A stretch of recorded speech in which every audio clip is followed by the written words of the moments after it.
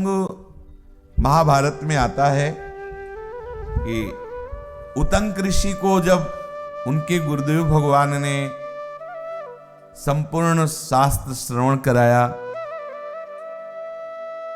संपूर्ण तप पद्धति, योग पद्धति, मंत्र पद्धति आदि की शिक्षा दी और कहा अब तुम पूर्ण हो। भाई कापी जांचने वाला ही तो नंबर रखता है। हम बहुत समझे कि मॉनिटर है, हम मॉनिटर पढ़ने में, और गुरु रख दे 0, आज टीचर रख दे 0 तो उसी को माना जाएगा। भाई गुरुदेव मोक्ष मूलम गुरु कृपा। हाथ जोड़ करके खड़े हुए और कहा सोहम अनुज्ञातो भवतेच्छामीष्टम गुरुवर्थमुपहर्तुमिति तेनैव मुक्त उपाध्यायः प्रत्युवाच वत्सोतंक उष्यतां तावदीति। आज्ञा मिले गुरुदेव, आपको मैं क्या आपकी अभीष्ट गुरुदक्षिणा भेंट करूं, आज्ञा दीजिए।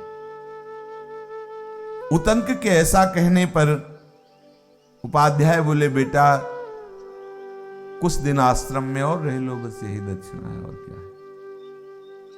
कुछ दिन और रहे, फिर कहा भगवान अब आज्ञा दीजिए क्या गुरुदक्षिणा है,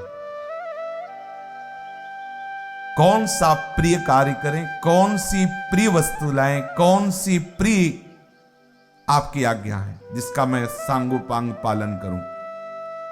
उपाध्याय ने कहा, गुरुदेव ने कहा कि वत्स वैसे मेरे हृदय में तो कोई इच्छा नहीं, पर तुम बार बार ऐसा कह रहे हो तो जाओ गुरु पत्नी से पूछ लो। हम सब ऋषियों की संतान हैं, जितने भी बड़े बड़े महापुरुष ब्रह्म प्राप्त करके फिर पत्नी को स्वीकार करके और सृष्टि, इसीलिए अपने लोग जब कभी उच्चारण करेंगे गोत्र बोले भरद्वाज गोत्र, शांडिल्य गोत्र, गर्ग, ये जो वंश परम ये आचार्य कोटि के जो महापुरुष थे वो उनसे संतानें उत्पन्न हुई, सब ऋषि संतान है। उन्होंने कहा हमें तो जैसा संदीपनी जी ने ठीक हो वैसे ही, हमें तो कोई आपके बार बार कहने पर भी समझ में नहीं आया कि क्या, तो आप अपनी गुरु माता से पूछें कि क्या उनकी इच्छा है, जो बतावें वही गुरुदक्षिणा है। गुरुदेव के ऐसा कहने पर उतंक ने जाकर गुरु पत्नी को साष्टांग प्रणाम किया और कहा कि गुरुजी से गुरुदक्षिणा के विषय में पूछा तो उन्होंने आपके ऊपर कहा है। गुरु के ऋण से उऋण वही होता है जिसको गुरु उऋण कर दे। ठीक है, जा आप आज्ञा कीजिए। गुरुदेव ने आज्ञा करी कि आपकी जो इच्छा हो बोले और हम उसको पूर्ण करें। ऐसा कहने पर गुरु पत्नी ने कहा कि एक बहुत ही प्रतापी राजा है पौष्य, और उनकी पत्नी के कान में बड़े ही दिव्य कुंडल हैं। अब हम सोचते हैं कि वन में रहने वाली वनवासिनी की हम पत्नी, प्रतापी राजा पौष्य की पत्नी के कुंडल हमारे लिए ला दो। ये माताओं बहनों कुछ ऐसा होता है कि उनको ये श्रृंगार की प्रिय, और उनको लगा कि अब कहाँ जंगल में कंदमूल फल खाने वाले ऋषियों की हम पत्नी, कभी एक बार तो पहने। प्रतापी महाराजा पौष्य की पत्नी, और वो बहुत पतिव्रता और बहुत ही तपस्विनी थी। उनके कुंडल, और कुंडल कोई साधारण नहीं थे, बड़े दिव्य कुंडल थे, वो हमें लाग करके प्रदान करो, यही गुरुदक्षिणा है। उन कुंडलों को शीघ्र ले आओ। आज के चौथे दिन पुण्यक व्रत होने वाला है, उस दिन कानों में उन कुंडलों को पहन करके ही हम ब्राह्मणों को भोजन परोसेंगे, ऐसी हमारी इच्छा है। चौथे दिन, 4 दिन के अंदर आ जाना चाहिए। मेरा मनोरथ यही है, जाओ तुम्हारा कल्याण हो, गुरुदक्षिणा की पूर्ति करो, उनके कुंडल लाओ। गुरुपत्नी के ऐसा कहने पर उतंक ऋषि ने साष्टांग प्रणाम किया और गुरु चरणों का चिंतन किया कि हमें तो कुछ ज्ञान नहीं है कैसे लाना है, अब आप ही हमें सामर्थ्य भी देंगे। तो आगे मार्ग में जा रहे थे तो एक विशालकाय बैल मिला और उसमें बैठा हुआ एक पुरुष। उतंक ऋषि से कहा, भो उतंकै तत्पुरीशमस्य ऋषभस्य भक्षयस्वेति स एव मुक्तो नैच्छत्। सुनो, इस मार्ग से यदि निर्विघ्न जाना चाहते हो तो बैल का गोबर खाओ, तभी आप जा सकते हो। गोबर खाने की इच्छा कोई होती है, उनका खाओ तभी आप जा सकते हो। जहां आप जा रहे हो बहुत दुर्लभ कुंडल हैं। तुमने चिंतन किया ना कि गुरु कृपा ही तुम्हें मार्ग दिखाएगी, गुरु कृपा ही तुम्हें बल देगी। तो वहां तक पहुंचने के लिए तुम्हें जो निर्विघ्नता चाहिए, उसके लिए तुम्हें गोबर इस बैल का खाना होगा। जो पुरुष उसमें सवार था,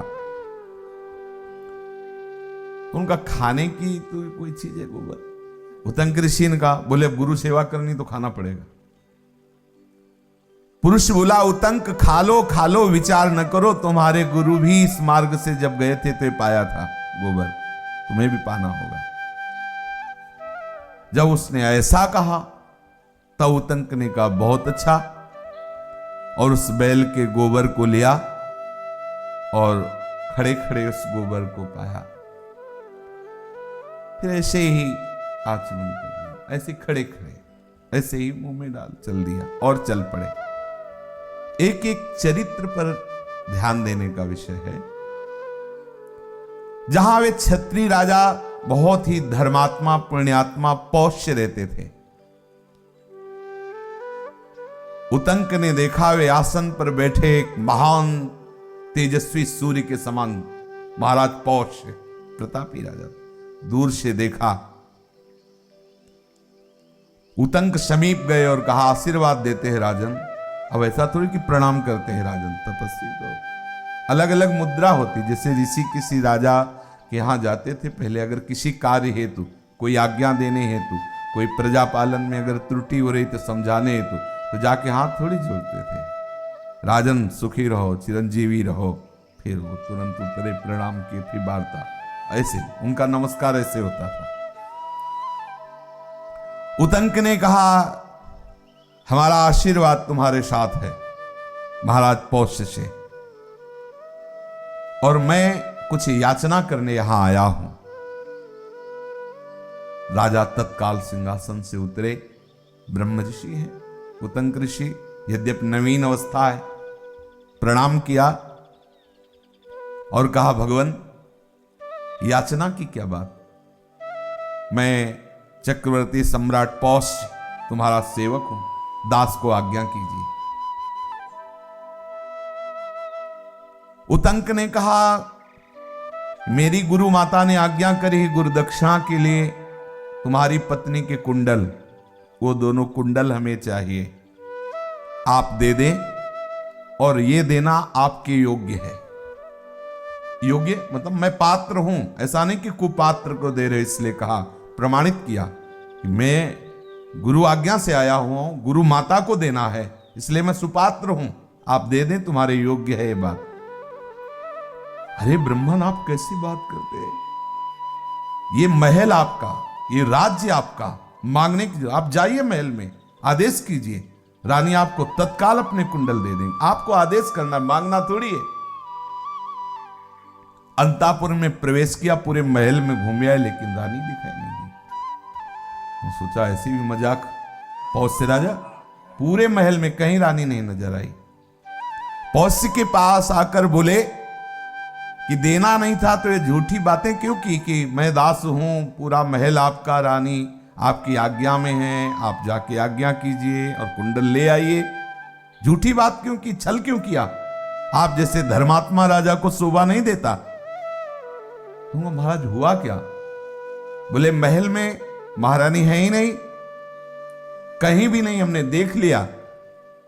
उतंक के ऐसा कहने पर एक क्षण शांत हुए पौष्य और कहा, महाराज आप अपवित्र हैं, इसलिए हमारी रानी तपस्विनी और पतिव्रता है, इसलिए उसको वही देख सकता है जो पवित्र है। आप कहीं ना कहीं अशुद्ध हैं, विचार कीजिए और तब आप जाइए शुद्ध होकर के।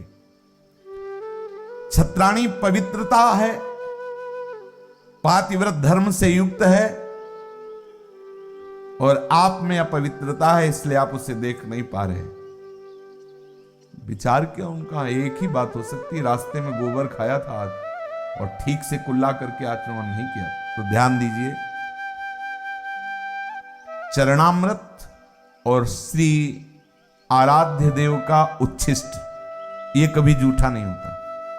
जैसे आप माला कर रहे हैं, भजन कर रहे हैं, आपको मंदिर में सीधे प्रभु के सामने आपको प्रसाद का किनका मिलता है, आप किनका डाल लेते हैं, उसमें आचमन की जरूरत नहीं है। चरणामृत मिला, उसमें आज परम पवित्र है। इसके अलावा अब आप जो भी घर में यदि भोग लगाते हैं, इससे आपको हाथ धो करके आचमन करके ही अपने कार्य करने चाहिए। भगवत चरणामृत और प्रसाद का किनका, इसके अलावा कभी जूठे मुंह नहीं रहना चाहिए। ये जो कुछ भी खाया कुछ भी, ऐसे नहीं। आप भगवत मार्ग के पथिक हैं। ये जो बोतल में जल भरे रहते हैं, उनसे प्रार्थना है कि अगर आपको बार बार पीना है तो एक छोटा सा गिलास रखिए, कप रखिए और आप उसमें डाल लीजिए, ऐसे दूर से पी लीजिए। फिर वही बोतल में मुंह लगा के फिर वो सब। एक बार जिस पात्र से पानी पी लिया जाता है और कुछ क्षण उसको रखने के बाद दोबारा अगर उसी में पिया जाए तो अपवित्र होता, अंतःकरण को अपवित्र करने वाला। इसीलिए शास्त्रीय सिद्धांत में जहां कहीं लोटा रखा होगा वहीं पास में गिलास भोजन के लिए, और वो थोड़ा उतना ही जल डालिए जितना आप पी सकते हैं। जिस लोटे के जल से आपने पहले पैर धोया और फिर उसको पिए, आपका अंतःकरण अपवित्र होगा। संध्या का बचा हुआ जल, पैरों में डाला हुआ जल, और ये जो जूठा, जिसे ऐसे रोटी दांत से काटी और आपने रखी फिर वो ये सब अपवित्र, हाथ से तोड़कर। ये शास्त्रीय पद्धति का सम्मान करना सीखे, उसी से अंतःकरण पवित्र होता है। पानी उतना ही गिलास में लीजिए बोतल से जितना आप पी सकते हैं। ऐसा नहीं कि बोतल में गुड़ थोड़ा पिया फिर बंद किया फिर रख दिया फिर पिया। ये संसारिक बातें नहीं चलेगी। वैष्णव हो, भगवत मार्ग के पथिक हो, आप बार बार पिए, लेकिन उतना ही डालिए जितना आप पीते हैं। 2 बूंद से क्या हटा दिया, पवित्र करके रख लिया। और ऐसा क्या चिड़िया की तरह बार बार चुनते रहो पानी पर। हाँ, अरे एक बार टंकी है इतनी, रख लिया 2-3 घंटे के लिए, आधा लीटर 1 लीटर। भाई गाड़ी में बार बार डालते हो 50-50 ग्राम, ये गाड़ी ही तो है शरीर। 1-2 बार भोजन का रखो और 2-3। बाबा तो एक बार ही लेते थे 24 घंटे में जल भी। राधा बाबा बाल्टी और गिलास से आता था जल साबले और इकट्ठे रख लेते थे। 20 गिलास 16 गिलास ऐसे बाबा पीते थे, डालते जाते थे जब तक तो चलो अपना उस कोट के, नहीं तो थोड़ा। अब किसी किसी को देखते हैं बैग में रखते हैं गुड़ 1 कुल्ला, फिर बार बार सत्संग हो रहा है, बार पता नहीं तुम्हें जल पीने की याद कैसे आ गई तुम्हें बार बार ये सब। तो इसे आप ऐसा मान लीजिए कि यदि आप अपवित्र मुख रहेंगे तो नाम में रुचि नहीं रहेगी। देख लेना, जब एक पतिव्रता पत्नी का दर्शन नहीं हो सकता तो हमारे इष्ट का कैसे दर्शन हो सकता है। इसलिए सावधान, बड़ा शुद्ध। वैष्णव जनों को देखिए ना कैसे आचरण से रहते हैं, कैसी पवित्रता रखते हैं।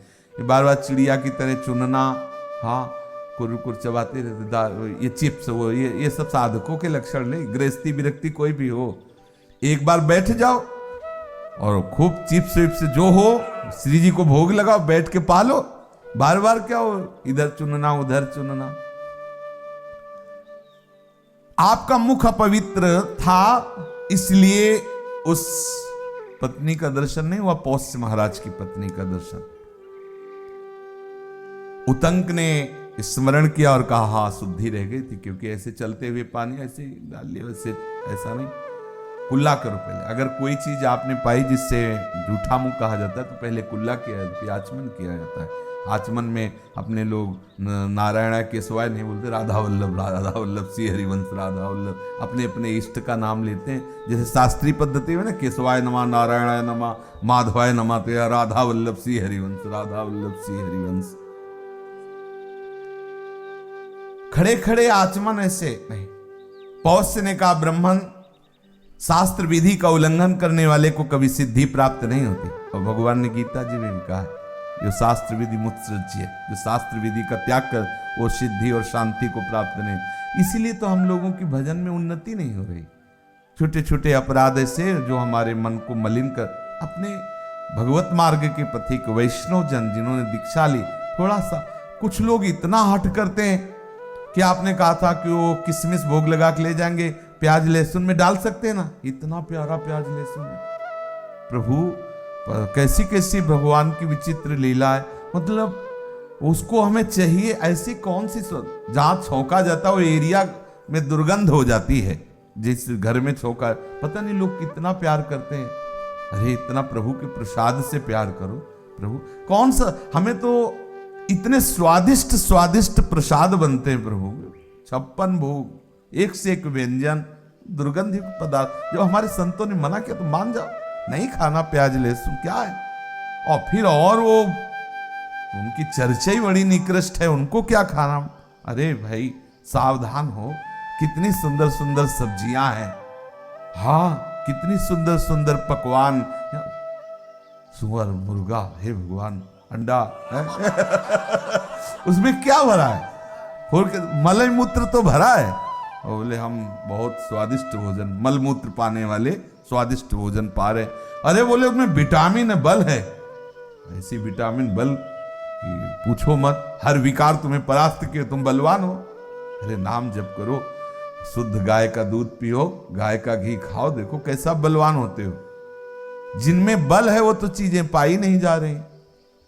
ब्रह्मचर्य में बल है, जितेंद्रियता में बल है, पवित्र चिंतन में बल है, भगवान नाम में बल है, पवित्र आचरण में बल है, इनमें बल है। ये बल समझते हैं, इधर उधर जीवों की हत्या करके जीवों के सब निकृष्ट, और सोचते हैं कि हम दान पुण्य करके पवित्र हो जाएंगे।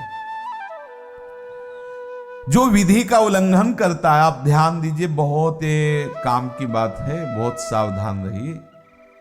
ओ खड़े खड़े लघु शंका किए, कपड़े लत्तों में गिरे रहे, और फिर तो मतलब थोड़ा सावधानी से, पवित्रता का पशुता नहीं होनी चाहिए। मान लो गांठ में दर्द है, थोड़ा पवित्रता से जहां तक हो सके ऐसा कि अब खड़े खड़े ऐसे बाहर करोगे तो पैरों में सब पड़ेगा, नहीं पड़ेगा। अब कितने ऐसे महापुरुषों को देखा है कि लघु शंका की उसी हाथ से ऐसे हाँ देखा है ऐसा। भाई सावधान, थोड़ा सा तो हाथ वाथ धो लो, आचमन ठीक से कर लो, लघु शंका चैन से तो हो जाओ, चैन से थोड़ी पवित्रता का निर्वाह अत्यंत आवश्यक है। कम से कम और नहीं तो भगवत मार्ग के पथिक तो सावधान रहे ही। गांव में एक लोटा ले लिए और 3-4 साथ में, और बात अब एक लोटा में जैसे कोई अर्घ देला हो, अब है उसी मंडलाकार बैठ गए बीच में लोटा, जैसे अनुष्ठान कोई हो रहा हो। अब बताओ क्या उसमें, तो यही है। इसलिए सावधानी से पवित्रता का निर्वाह तो करो ही सावधानी से। जो विधि का, शास्त्र विधि का उल्लंघन करता है तो उसको सिद्धि प्राप्त नहीं होती है। मुक्त जूठा रहना ही नहीं चाहिए। और ये पान मसाला, तमाकू, इस तरह के व्यसन नहीं होने चाहिए। जिस मुख में नाम जप कर रहे हो, बार बार अशुद्ध चीजें खाओ और सोचो नाम जप चले, असंभव है। भोजन पवित्र जहां तक हो सके अपनी चेष्टा रखो। आपकी जो गुरुजनों ने नियमावली दी उसके अनुसार चलो, पवित्र आचरण को, भजन तो स्वाभाविक होने लगता है। फिर उतंक से उन्होंने कहा कि आपसे कोई गलती हुई, अशुद्ध है, तो उन्होंने स्वीकार किया कि हाँ हमने खड़े खड़े ऐसे ही कर लिया, आचमन नहीं किया। अब वो हाथ पैर धोए, मुंह धोए। अच्छा, भोजन के समय बड़ी पवित्र शैली होनी, आजकल तो बहुत और उत्तम शैली, जूता भी नहीं उतारते ही नहीं। मतलब भोजन को कैसे, तभी तो बुद्धि काम नहीं कर रही।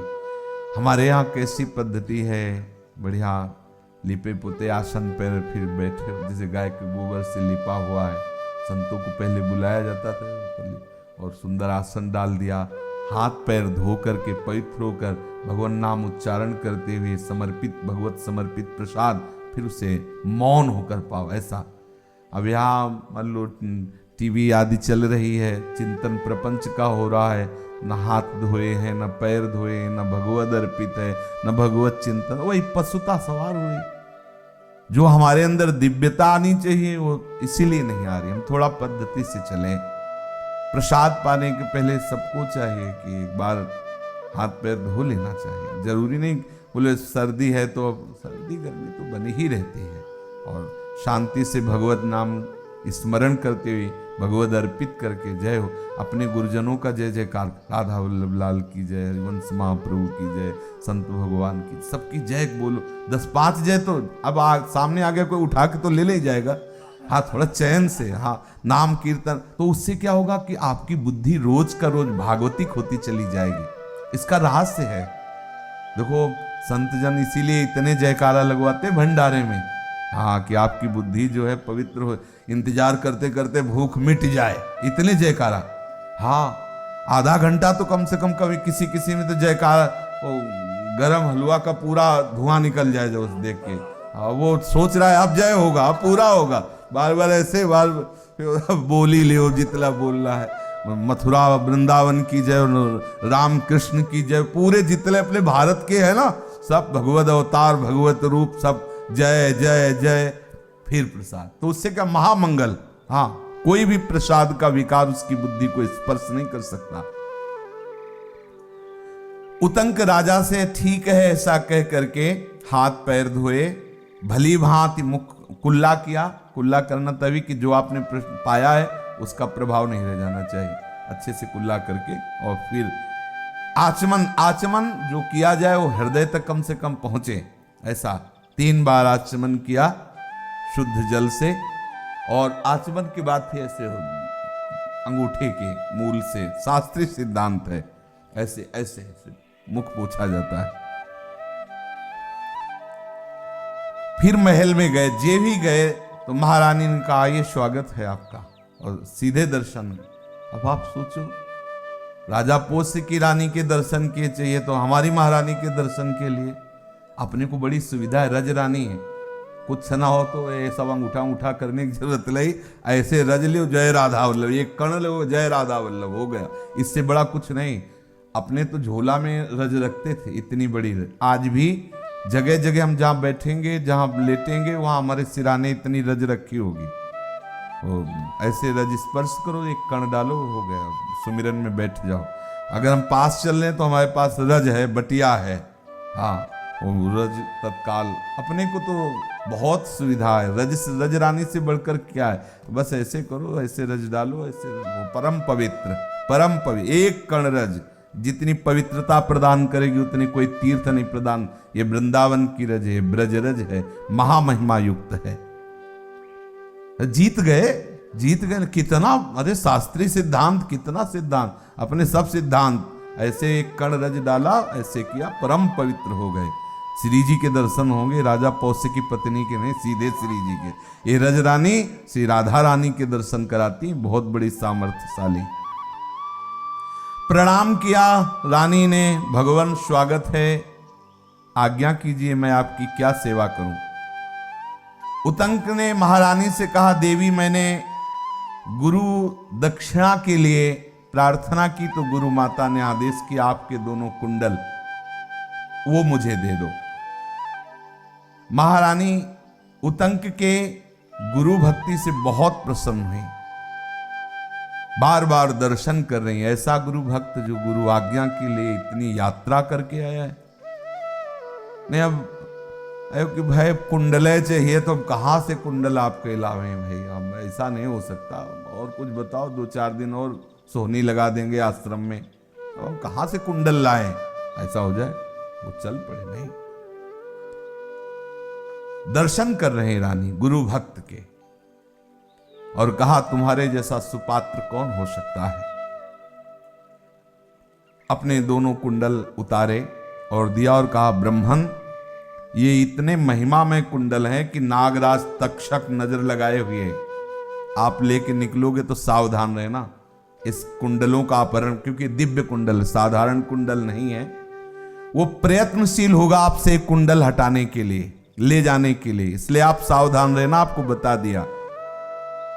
रानी के ऐसा कहने पर उतंक ने कहा, देवी तुम निश्चिंत रहो, नागराज तक्षक मुझसे भिड़ने का साहस नहीं कर सकता। ऐसा कह करके कुंडल लिए और रानी के पास से आकर राजा पौष्य के निकट आए, बोले महाराज मैं बहुत प्रसन्न हूं, बस आप आज्ञा कीजिए, मैं अपने गुरु सेवा में उपस्थित हूं जाकर के। पौष्य ने कहा, बहुत दिनों के बाद ऐसा तपस्वी वनवासी ऋषि हमारे यहां पधारा है, इसलिए ऐसे संपूर्ण भागवती गुणों से युक्त अतिथि का स्वागत करने से बहुत दिव्य प्रसन्नता होती है, वो मुझे हो रही है, वो आप थोड़ा समय दीजिए और प्रसाद पाके जाइए, ऐसा कहा। उतंक ने कहा, मेरा समय तो दिया हुई है, मैं तो आया ही हूं आपके यहां, पर शीघ्रता कीजिए, क्योंकि मुझे 4 दिन का समय मिला है, ये कुंडल पहुंचाने हैं, गुरु माता को देने हैं। और उन्होंने भोजन तैयार करवाया, सुंदर सुंदर सामग्री, और जो ही भोजन सामने आया उनको आभास हुआ कि भोजन अपवित्र है। ध्यान से जांचा तो देखा एक छोटा सा बाल का टुकड़ा पड़ा हुआ था। देखो समझिए, वो आचमन सही से नहीं किए थे तो महारानी के दर्शन नहीं हुए। अब ये इतने पवित्र हैं कि भोजन सामने आया तो आभास होने लगा। सच्ची मानना, यदि आप सही शास्त्रीय पद्धति से चल रहे हैं तो आपका अंतःकरण इतनी सामर्थ्य से युक्त होगा कि आसपास का वातावरण तत्काल आपके हृदय में अंकित हो जाएगा, ये हो रहा है, ऐसा, ये व्यक्ति ऐसा, मतलब पूरा वहां बताना नहीं पड़ता ऐसे सब, क्योंकि जब सच्चिदानंद प्रभु ही तप हैं, वही मंत्र हैं, वही शास्त्र हैं, जब उनके अनुसार चल रहा है तो उनको आभास हुआ कि भोजन अपवित्र है। क्या उसमें देखा, बाल का टुकड़ा है। ये सावधानियां रखनी चाहिए, भोजन में बाल पड़ना अभक्ष हो जाता है, उससे नहीं पाना चाहिए जिसमें ये बाल पड़ जाए ऐसे। इसीलिए भोजन बनाने वाली माताओं बहनों को चाहिए कि कोई वस्त्र बालों में लपेट कर बांध करके ही रसोई सेवा करें। ठाकुर सेवा में जो रसोई सेवा करनी है तो जो गृहस्थ माई जन है उनको वो ऐसे कुछ टोपी या कुछ ऐसे कपड़े से बांध लेने चाहिए जिससे बाल भोजन में ना गिरे। अगर बाल गिर जाता है तो ना प्रभु को भोग लगाने योग्य होता है और न किसी वैष्णव संतजनों की सेवा में देने योग्य, अपराध लगता है। मान लो वो तो इतने प्रभावशाली हैं कि समझ गए, अगर आपका कोई ऐसा प्रसाद जिसमें बाल है और संतजन पाए और बाल निकला ऐसे, मान लो कुछ वैष्णवता के कारण ना बोले तो भी आपके द्वारा दिया हुआ अभक्ष, इसलिए आपके सुकृत नष्ट हो जाएंगे, इसलिए सावधान रहे। अब उतंक ने देखा कि उसमें बाल पड़ा हुआ है, ये तो अपवित्र भोजन है। राजा से कहा कि आपने मुझे अपवित्र भोजन का निमंत्रण क्यों दिया? यदि निमंत्रण दिया तो आपको सावधानी रखनी चाहिए।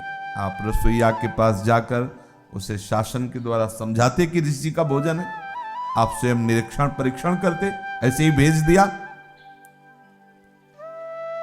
पौष्य, मुझे तुम अपवित्र अन्न दे रहे हो। पहले क्या था कि ये जो ऋषि महात्मा जन, उनके नाक में गुस्सा होता था, यहां जरा में बस,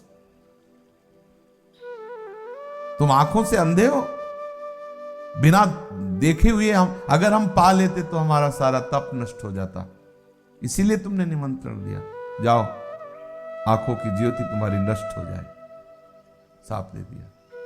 महाराज उतंक ने, राजा घबरा गए, उन्होंने हाथ जोड़ा और कहा महाराज हम कोई रसोइया थोड़ी कि हमसे अपराध बन जाए, भाई राजा है, राजा हो तो निमंत्रण आपने दिया है, आपको देखना है, अपराध आपका माना जाएगा, आपने अपराध किया, फिर भी आप दूषित अन्न हुआ तो उसको अपराध में इतना बड़ा हमें दंड दे दिया।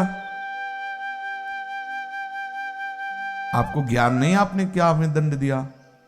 जीवित हमारी आंखें ही पूरे जीवन अंधे रहेंगे। तो जाओ, हम भी महाराज कहते हैं कि आपको संतान सुख प्राप्त नहीं होगा। क्या जानो तुम जंगली बाबा जी, जाओ तुम्हें संतानहीन होने का हम साप देते, क्योंकि वो भी ये हुआ करता तो पहले सापा सापी।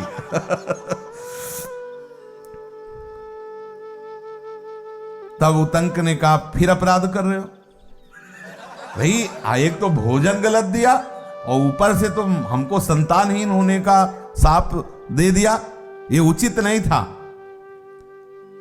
आप अन्न को देखते, दोषयुक्त अन्न था, हमारे को मत देते। आपने ऐसा कैसे साप दे दिया कि संतानहीन हो जाओ? दोनों आपस में एक दूसरे से फिर सुलह हुए। राजा ने कहा किसी खुले केस वाली स्त्री ने रसोई सेवा में सहयोग किया और उसका बाल उसमें आ पड़ा, इसलिए क्षमा कीजिए। ये अपवित्र इसीलिए हो गया। तो ये सावधानी रखनी चाहिए वैसे प्रत्येक माता बहन को रसोई बनाते समय, कि वो अपने बालों को सुव्यवस्थित कर ले। आप कृपा कीजिए जिससे मैं अंधा ना हूं, पूरे जीवन भर अंधा रहने पड़े। राजन, मैंने कभी जीवन में झूठ नहीं बोला, इसलिए मेरे वचन कभी असत्य नहीं हो सकते। पर यह जरूर है कि आपको दुख हुआ कि अपवित्र भोजन है, आपने माना, गलती हुई, थोड़े दिन बाद फिर नेत्र ज्योति आ जाएगी। थोड़े दिन तो रहोगे, फिर नेत्र ज्योति आ जाएगी। तो देखो, तुम भी ऐसा कहो कि तुम्हारा भी श्राप पूरा लागू ना हो। हाँ, पौष्य ने उतंक से कहा कि मैं सांप को लौटाने में असमर्थ हूं। आपका हृदय तो ब्रह्म ऋषि हो, मुलायम है, इसीलिए आपने कह दिया, लेकिन मेरा हृदय क्षत्रिय हृदय है, इसमें इतनी जल्दी द्रवण क्रिया नहीं होती कि हम कह दें हमारा सांप कम दिनों में हो जाए, ऐसा कुछ। तुम्हारी वाणी तीखी होती तो हमारा हृदय तीखा होता है, हम क्षत्रिय स्वभाव के हैं। वाणी नवनीत कोमल के समान और हृदय भी कोमल, और हमारा तो हो सकता है वाणी भी कठोर हो, हृदय भी कठोर हो। ऐसी दशा में कठोर हृदय होने के कारण मैं सांप को बदल दूं, ऐसी मेरे में ना इच्छा है ना सामर्थ्य है, इच्छा भी नहीं। तुम एक ऋषि होते हुए सीधे सांप दे दिए, तुम्हारा तो हृदय अत्यंत कोमल होता है, हम तो कठोर हृदय वाले रजोगुणी युक्त राजा हैं, इसलिए हमारा सांप तो लागू रहेगा आपके ऊपर। बड़ा जोर का होता था भाई, गृहस्थ विरक्त भी, वो उनको तो वो उनको। उतंक बोले, राजन, आपने अन्न की पवित्रता देखी, मुझसे क्षमा मांगा, अनुनय विनय की, तो आपको हमने फिर क्षमा भी तो कर दिया कि आपके नेत्र आ जाएंगे, तो आपने मुझे संतानहीन होने का श्राप दिया, ये ठीक है नहीं, कसक रहा है। हमारे भी वंश में तो तेजस्वी कोई महात्मा होते। आपका श्राप मैं अपने तपोबल से नष्ट करता हूं, लागू ही नहीं होगा। जाओ, सिद्धांत है। आपने मुझे अतिथि रूप से निमंत्रित किया, अपवित्र अन्न दिया, इसलिए हमने श्राप दिया। आपने स्वीकार किया, इसलिए श्राप को हमने कम कर दिया, कुछ ही दिनों में आंखों में तेज आ जाएगा। आपसे हम फिर कह रहे हैं कि बिना अपराध के आपने ऐसा हमारे लिए श्राप दिया, तो आपने कहा हमारा हृदय कठोर है, हम कम नहीं कर सकते, तो हम अपने तपोबल से आपके श्राप को नष्ट करते, लागू ही नहीं होगा हमारे ऊपर। अब इतना सामर्थ्यशाली महात्मा, जाओ तुम्हारा मंगल हो राजन, ऐसा भी कहा। ऋषियों की महिमा, तुम्हारा मंगल हो, क्योंकि कुंडल गुरुदक्षिणा दी है, इसलिए तुम्हारा मंगल हो, कुछ दिनों में ज्योति आ जाएगी, अच्छा रहेगा। अब वो चले तो मार्ग में एक नग्न व्यक्ति को दिखाई दिया, जो बार बार दिखाई देता छिप जाता। उनको याद आया कि महारानी ने कहा था कि वो तक्षक नाग एक कुंडल लेने की चेष्टा करेगा। ध्यान देते जाना, किसी भी आज्ञा की पूर्ति में कितने विघ्न आते हैं, कोई साधारण नहीं होता। भगवत मार्ग कितने आपके में विघ्न आते, देखो ना, पग पग पर सामर्थ्य भी प्रभु ही देते हैं। कुछ दूर जाने पर उतंक ने उन कुंडलों को जलाशय के किनारे रखा और स्वयं लघुशंका लगी थी, क्योंकि ऐसे पवित्र कुंडल लेके लघुशंका नहीं कर सकते थे। तो अब हमने तो देखा कि माला भी चल रही, लघुशंका भी हो रही है।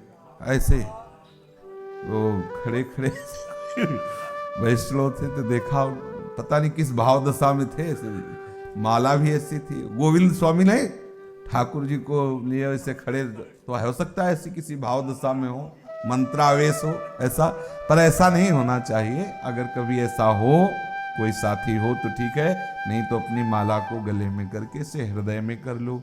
ऐसे हृदय में, वैसे संत जन झोली रखते हैं अपनी झोली में, साधक को एक झोली तो रखना ही चाहिए जिसमें माला है और वाणी जी है, एक कुछ ऐसे रज है, चरणामृत है, ये तो झोली में होना चाहिए।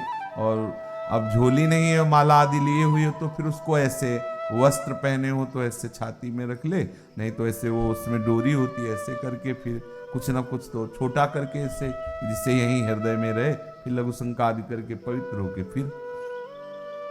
अब वो दूसरा तो कोई था नहीं, और मृग चर्म पहनने वाले, वलकल की लंगोटी लगाने वाले महात्मा तो कुंडल गले में कोई पहन नहीं सकते, तो कुंडल जलाशय के किनारे रखा और लघु शंका करने गए। तो तक्षक नजर किए हुए था, उसने तुरंत कुंडल उठाया, अंतर ध्यान हो गया। उतंक ऋषि पवित्र होकर आचमन आदि करके गुरु जी का चिंतन करते हुए, अरे वो तो निकल गया कुंडल लेके। नागराज तक्षक का पीछा किया, उसे पकड़ भी लिया। पकड़ में आते ही आते हो अंतर ध्यान, वो कभी प्रकट होता, कभी छुप जाता, और एक बहुत बड़े बिल में घुस गया तक्षक साहब। अब तो उदास हो गए। 4 दिन का समय दिया गया था, गुरु माता को कुंडल देना था। अब वो बिल में प्रवेश करके अपने नागलोक को चला गया तक्षक सर्प। उतंक ने अपने तपोबल से नागलोक में प्रवेश किया।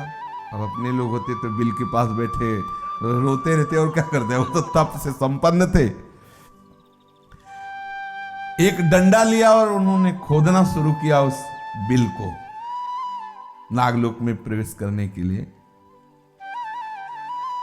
जो गुरु सेवा में तत्पर होता है, भागवतिक शक्तियां उसका निरीक्षण करती रहती, देखती रहती। तो तत्काल जो महर्षि दधीच की हड्डियों से निर्मित वज्र है, वज्र ने देखा एक साधारण डंडे से छेद कर रहे हैं, कैसे वज्र प्रवेश कर गया डंडे पे, उनको पता नहीं चला। और उसमें खोदना नहीं पड़ा, सीधे नागलोक पहुंचा दिया, सीधे नागलोक। उतंक उस मार्ग से जब वहां प्रवेश किए तो नागलोक असीम, सीमा ही नहीं नजर आ रही थी। बड़े बड़े महल, बड़े बड़े। अब आप क्या समझते हो, ये केवल भारत ही देश है, केवल यही 2-4 देशों का ज्ञान? कितने लोक अनंत ब्रह्मांड। अब नागलोक है नीचे, वहां भी महल बने हुए हैं बड़े बड़े, सब मणियों से सुसज्जित, बड़े बड़े वायु से प्रेरित, जल से प्रेरित। ऐसे कहीं वर्षा हो रही, कहीं बिजली चमक रही, कहीं बाणों की वर्षा हो रही, बड़े बड़े आश्चर्यजनक। ऐसे ऐसे नाग, कोई 100 फण वाला, कोई 500 फण वाला, खेल रहे हैं, नाग खेल रहे हैं। अब नाग लोक है तो नाग ही खेलेंगे। हाँ, और सूर्य देव की भांति चमक रहा है नागलोक, क्योंकि मणियां, बड़े बड़े मणिधर सर्प, बड़े बड़े सर्पों को देखा। उन्होंने स्तुति प्रारंभ की कि इन सर्पों में, हम सब सर्पों को प्रणाम कर कहते हैं, गुरु सेवा के लिए हम कुंडल ले जा रहे थे, तक्षक सर्प ने अपहरण कर लिया, तो मुझे वो कुंडल वापस दिला दीजिए। कोई इस बात को सुन ही नहीं रहा था। वहां खूब उतंक ऋषि प्रार्थना कर रहे थे, उनको दोनों कुंडल प्राप्त ना हो सके। तब वहां उन्होंने देखा 2 स्त्रियां जो सुंदर करघे पर सूत के ताने बाने बुन रही थी। उतंक मुनि ने देखा एक काले एक सफेद 2 प्रकार के सूत्र हैं, 12 आरों का एक चक्र है, 6 कुमार उस चक्र को घुमा रहे हैं। एक श्रेष्ठ पुरुष दिखाई दे रहा है जो बड़ा दर्शनी, एक अश्व भी वहां है। उतंक ने कहा, ये कौन सी लीला यहां हो रही? अविनाशी कालचक्र निरंतर चल रहा है, 360 अरे 24 पर्व और इस चक्र को 6 कुमार घुमा रहे। उतंक ने स्तवन किया तो वहां जो पुरुष खड़ा देख रहा था उसने कहा, मैं तुम्हारे स्तोत्र से बहुत प्रसन्न हूं, तुम्हारा क्या कार्य करूं? उन्होंने कहा कि नाग हमारा गुरुदक्षिणा के लिए लाया हुआ जो कुंडल है वो चुरा के ले गए, कुछ ऐसा कर दो कि सारे नाग हमारे अधीन हो जाए। उतंक ऋषि ने कहा। तो उन्होंने कहा ठीक है।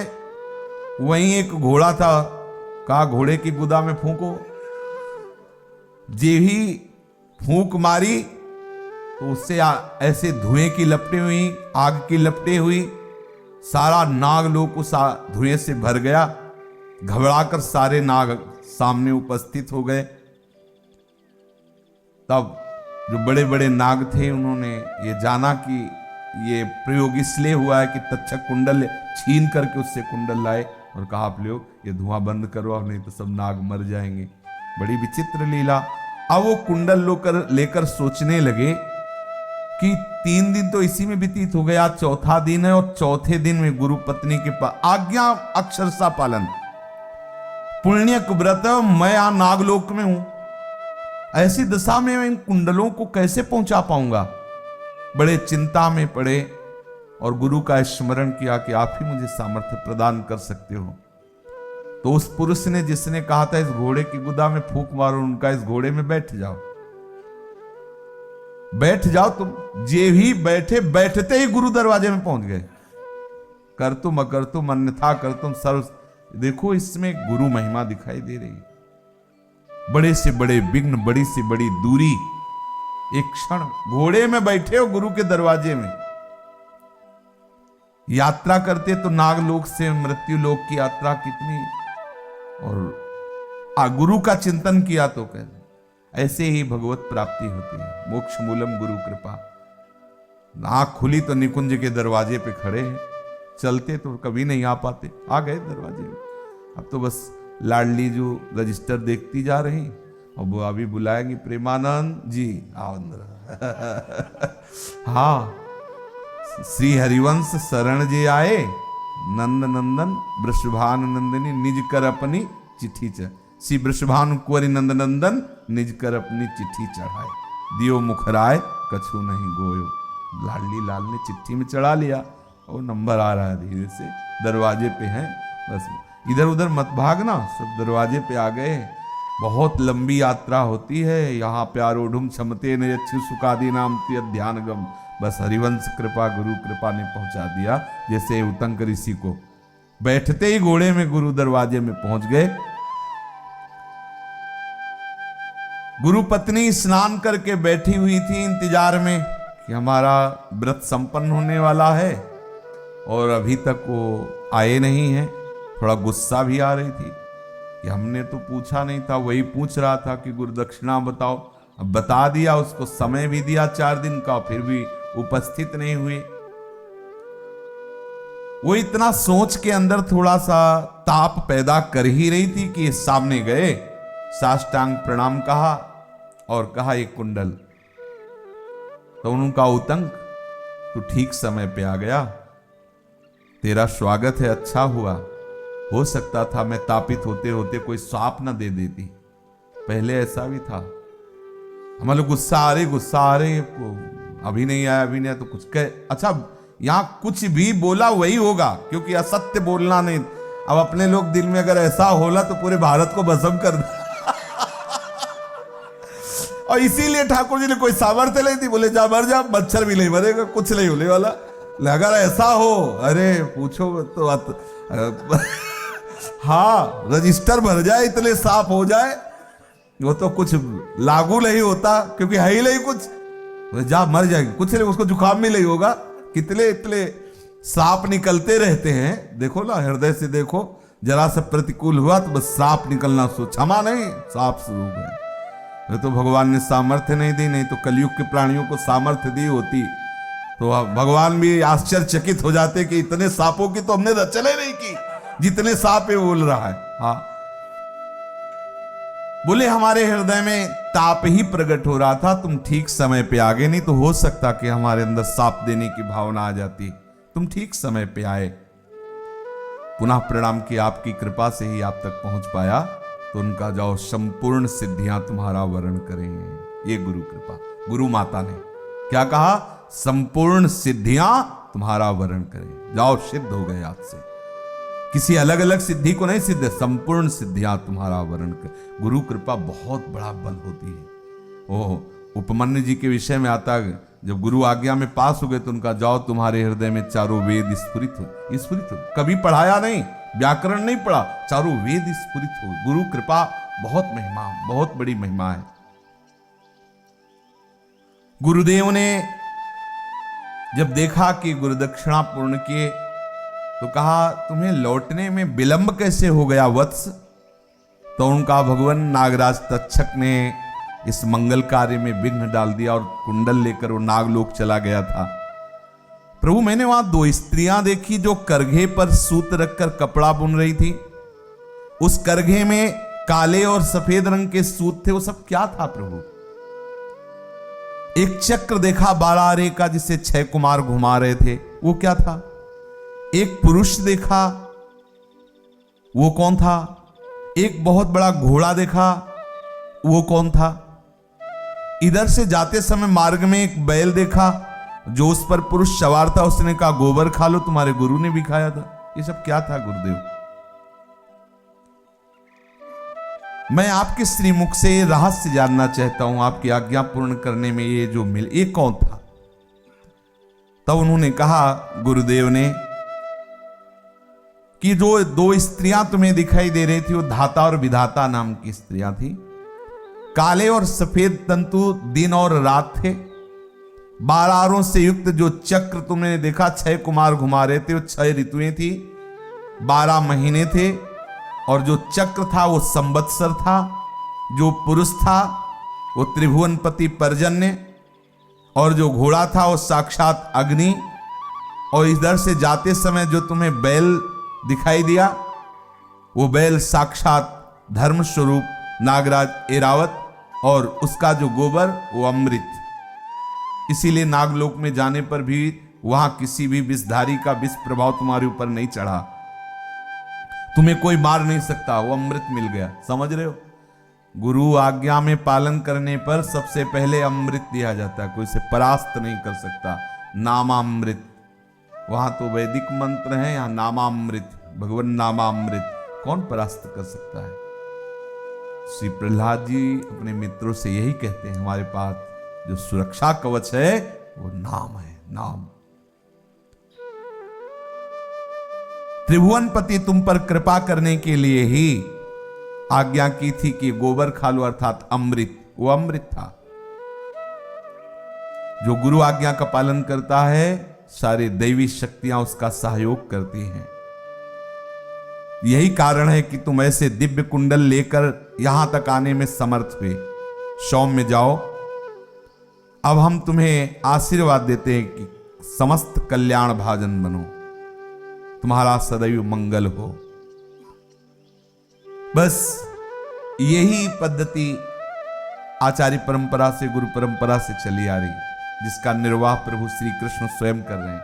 भगवान श्री कृष्ण बलराम ने अपने गुरुदेव से जब गुरुदक्षिणा के लिए कहा तो उनका गुरु माता से आज्ञा लो। गुरु माता ने कहा हमें मरा हुआ पुत्र वापस ले आओ। ये ऐसा मत समझिए कि आप गुरु मंत्र ले लियो, मनमानी आचरण करके आप घूमे जैसे भी परिस्थितियों, अरे भाई मंत्र तो मिल, कुछ नहीं होने वाला। मंत्र जपने पर भी विपरीत दिशा, विपरीत दशा, विपरीत भाव आपको घेर लेंगे, क्योंकि मर्यादा है। ऐसा हो तो किया तो कपट करके सारी विद्याएं अस्त्र की ज्ञान कर ली भगवान परशुराम से कर्ण ने, परिणाम क्या हुआ? कोई भी विद्या काम आई क्या? नहीं। गुरु से कपट क्या होने वाला? तो इसलिए अधीन रहे, अधीनता उनकी आज्ञा की, आज्ञा भगवत प्राप्ति करो, भजन करो, जो सतमार्ग है उसका अनुसरण करो, उनके अधीन रहो।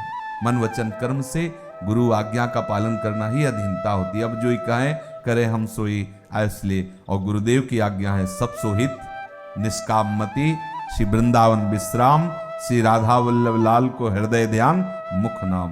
श्री राधा वल्लभ लाल की जय। जय जय श्यामा जय जय श्याम जय जय श्री वृंदावन धाम। जय जय श्यामा जय जय श्याम जय जय श्री वृंदावन धाम। पावन राधे तेरो नाम, पावन राधे तेरो नाम, पावन श्री वृंदावन धाम, पावन श्री वृंदावन धाम। राधा राधा राधा राधा राधा राधा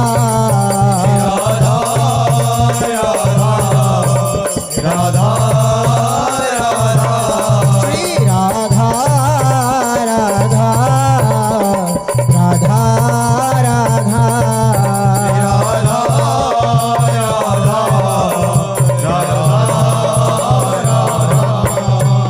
श्री राधा वल्लभ लाल की जय। महाप्रभु श्री तरिवंश चंद्र जी महाराज की जय। श्री सेवक जी महाराज की जय। समस्त सहचरी वृंद की जय।